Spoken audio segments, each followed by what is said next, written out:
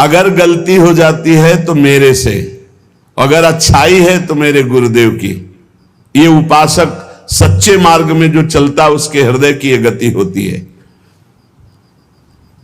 गुण तुम्हार समुझे निज दोषा, अगर गलती हो गई तो मेरा अपराध है, अगर अच्छाई बन गई तो मेरे गुरुदेव भगवान, मेरे इष्ट देव की कृपा। ऐसे ही सम्मान हो रहा तो इष्ट देव गुरुदेव का, और अपमान हो रहा तो मैंने कोई गलती की है पूर्व में, उसका प्रायश्चित हो रहा है। इसमें तर्क वितर्क की जरूरत नहीं, ये परमार्थ है। श्रद्धा और विश्वास से चलो, लाभ प्राप्त हो जाएगा। मान और अपमान में हम बराबर अपने हृदय को समान रख पावे, हमारे हृदय का आनंद, हृदय का भगवत चिंतन न छूटने पावे, न मान में न अपमान में। तुल्यौ मानावमानौ कुरुभज सतताम, स्तोत्र दुर्वाच्य कोट्यौ। यदि कोई हमें दुर्वचन बोलता है, सच्ची मानिए, सम्मान से हृदय में एक भय प्रकट हो जाता है। जब कोई स्तुति करता है, बड़ाई करता है, तो हम कमजोर हो जाते हैं। हमें डर लगने लगता है कहीं निंदा ना हो जाए, कहीं कोई हमारा अपमान न कर दे, कहीं कोई हमारे प्रति गलत ना बोल दे। बिल्कुल नहीं। ये सम्मान भोक्ता के होने के कारण आपको भय लगा है, नहीं तो आप निडर हो जाएंगे। कोई गाली दे रहा है, ये उसकी रुचि है। गाली बोल रहा है, उसका स्वभाव है, उसकी रुचि है, उसकी मति है। वो निंदा कर रहा है, ये उसका स्वभाव, उसकी रुचि है। हमें अपने प्रभु में मगन रहना चाहिए। दुर्वाच्य कोट्यो, करोड़ों गालियां दे है, फिर भी हमारे हृदय में उसके प्रति द्वेष भाव ना हो, द्रोह भाव ना हो। और स्तोत्र खूब आपकी स्तुति करे, लेकिन आपका प्रिय भाव नहीं होना चाहिए। स्तुति करने वाले पर प्रिय भाव और निंदा करने वाले पर अप्रिय भाव, ये संसारी पुरुष में होते हैं, भक्तों में नहीं होते। भक्तों में क्या भाव होता है? निंदा करने वाले में प्रिय भाव और स्तुति करने वालों में उदास भाव, उदासीन भाव। न प्रियता और न कठोरता, उदासीन भाव। लेकिन निंदा करने वाले में प्रिय भाव। जो निंदा करने वाला है उससे ऐसे जैसे कोई स्तुति करे, तब कैसा हम व्यवहार करेंगे, वैसा निंदा करने वाले के प्रति व्यवहार। यही साधु उमा संत कही, यही बड़ाई। वो मंद करत और ये करत भलाई। जब वो बुरा बोले और हम उसका मंगल प्रिय भाव रखे, तब हमारी साधुता सुरक्षित, तब हमारी भक्ति सुरक्षित। ग्रासा लाभे महासंपत्ति, सीधा हम वृंदावन वास कर रहे भजन मार्ग में। हमें हो सकता, अब तो बड़ी व्यवस्थाएं हो गई हैं, नहीं पढ़े बड़ी समस्या उदर भरने की ही केवल थी। मथुरा और दूर दूर जाकर के टुकड़े मांग करके रसिक महापुरुषों ने उदर पोषण किया है। बहुत ही कष्टप्रद जीवन, वैराग्य का जीवन बहुत कष्टप्रद। अब तो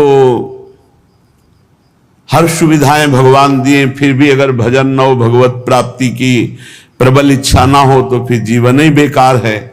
बहुत कष्टप्रद जीवन व्यतीत करे महापुरुष जो पीछे हो गए। बड़े बड़े मच्छर, क्योंकि खूब लताएं थी, सांप बिछे, खाने पीने की व्यवस्था नहीं, कोई रहने की व्यवस्था नहीं। आज इस वृक्ष के नीचे, कल उस वृक्ष के नीचे भारी कष्ट सहते हुए प्रियालाल के लिए हर समय तड़पते रहते, रोते रहते। तो आज तो हमें भगवान ने बहुत सुविधा दे दी, ना भूख का चिंतन करने की, ना वास की चिंतन की, ना वस्त्र के चिंतन की, ना औषधि के चिंतन, सब व्यवस्था प्रभु की। अब अगर भजन ना हुआ, भगवत चिंतन ना हुआ, तो फिर धिक्कार है जीवन को। प्रभु ने सब जो चिंतन करने के अवसर थे, सब वो बंद कर दिए। आपको अपने वस्त्र का चिंतन करने की जरूरत नहीं कि कैसे तन ढकें, आपको पेट भरने का कैसे पेट भरें, आप कहां वास करें, इसका भी, आपकी औषधि कैसे, इसका भी कोई चिंतन करने की गुंजाइश नहीं। अब तो अनन्य चिंतयन्तो माम, अब अनन्य चिंतन करो, क्योंकि वो योगक्षेम का वाहन स्वयं कर रहे। तो कहने ग्रासा लाभ है, यदि एक कौरा अन्न मिल जाए 24 घंटे में, तो उतने में ही प्राण पोषण हो जाएगा। और रात दिन भजन करो।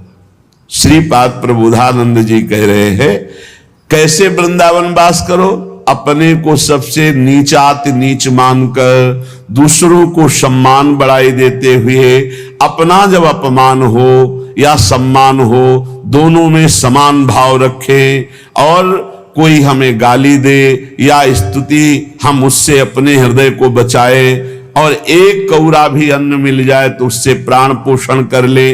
और दिट सुहृद तुल्य भावः, बहुत बढ़िया बात है। परिवार की ममता छोड़ दे। देखो हमारी प्रार्थना है, यदि आप मोबाइल अत्यंत आवश्यक है तो कसम खा करके लीजिए कि गंदी बातें नहीं देखेंगे, प्रपंच नहीं देखेंगे। नहीं, बहुत हम कह रहे सुबह से शाम तक मोबाइल इतना है, आराम से समय कट जाएगा बिना भजन के, बिना चिंतन के। देखते रहो, इतनी रीलें, इतने सब प्रपंच भरे, और प्रायः चूक हो रही है। दिव्य समय को व्यर्थ किया जा रहा है इन बातों से। बैठे बैठे जो बस मोबाइल में लगे हैं, मोबाइल में ऐसे अंगुली ऐसे करते रहते हैं, वो गया फिर दूसरा फिर तीसरा, क्या मिलेगा आपको? आपका समय नष्ट हो रहा है। अच्छा, घर परिवार से जब वैरागी हो गए हो तो बात क्यों करते हो? क्या जरूरत है? अरे भगवान को समर्पित कर दिया, वो देखें। ये तो वैरागी न बनो, जाओ कपड़ा लत्ता पहनकर घर में मेहनत करो, माता पिता की सेवा करो, परिवार का सेवन भगवत भाव से करके, भजन करके, भक्ति के द्वारा भगवान को प्राप्त करो। दो मार्ग हैं, एक निवृत्ति और एक प्रवृत्ति। अब मार्ग तो रखे और निवृत्ति का कार्य कर रहे सब प्रवृत्ति के, तो कैसे बात बनेगी? अपने मार्ग में चलो। अगर घर से प्रवृत्ति मार्ग से निकल पड़े हो, निवृत्ति मार्ग में आ गए हो घर की स्वीकृति लेकर के, तो फिर अब चाहे मर जाए कोई, अब दोबारा उसकी स्मृति नहीं और वहां जाना नहीं। ये नियम लो, परमार्थ के नियम हैं। रात दिन अगर परिवार से बात, रिश्ते नातेदारों से बात करोगे मोबाइल रख करके, तो और किसी की हानि नहीं कर रहे, आप अपनी हानि कर रहे हैं। निवृत्ति परक जो आपका जीवन है। और बहुत सावधान। हमें लगता है कि अगर सुनने के लिए तो और यंत्र ले लो, सत्संग भर लो। एक चिप में 300 घंटे के सत्संग हैं, 300 घंटा सत्संग। हमें लगता है कि अगर एक एक सत्संग 1 घंटा का रोज सुनो तो 365 दिन साल में होते, तो 1 साल 1 चिप चलेगी। सुनने वाला रख लो। और अगर आपका बहुत ऐसा है कि आप कोई अलग रहते हैं और आपको सिलेंडर इन सब की जरूरत है, तो एक वो 2000 वाला मोबाइल रख लो। ये टच वाला क्यों रखते हो? इसी में सारे जहर हैं। छोटे वाले में तो हमें लगता कुछ दिखाई नहीं देता, उसमें चित्र तो आते नहीं। ऐसा करना चाहिए साधक को। ये जिनकी बहुत बड़ी बड़ी सेवाएं हैं वो बात अलग है। नहीं, हमारी प्रार्थना है बाहरी भी साधकों से, अपने यहाँ तो जिनको सेवा उन्हीं के पास मोबाइल है, अन्यथा नहीं है। बाहरी साधकों, ये मोबाइल बहुत जहर है। भगवत प्राप्ति के बाधा के लिए कलयुग ने बड़ी भारी रचना रच दी है। और अगर नियम संयम से प्रयोग करो तो बड़ा सहयोगी है। सत्संग सुन लो आप इससे, मोबाइल से। कोई विपत्ति वाली बात है तो आप सूचना दे सकते हो। बहुत तरह से बचाव पक्ष इसमें है, लेकिन फसाव पक्ष बहुत ज्यादा है। फसाव पक्ष से जिनकी बचने की सामर्थ्य वही मोबाइल रखे। साधक तो बिल्कुल जहर समझे, मार देगा भैया, बिल्कुल मार देगा, बिल्कुल मार देगा। हर समय हम देखते हैं, चाहे छोटा बच्चा हो चाहे बड़ा हो, एकांत बैठे चल भी रहे हैं तो कान में बटन से लगे रहते हैं और बात करते घूम रहे जैसे ना बात कर, और समय बर्बाद कर रहा है, और खोदे चला जा रहा है संसार की बातें। और क्या, राधे राधे मेन बात कर लो, काट के रख दो, भजन आओ कान में लगाए बस, और समय बर्बाद मत करो।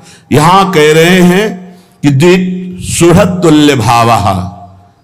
अगर तुमसे कोई शत्रुता का भाव करता है तो तुम भगवत भाव करो, और अगर कोई प्रीता का भाव करता है तो भगवत भाव करके राग रहित रहने के लिए उससे ज्यादा प्रियता मत करो। ये भगवत मार्ग है।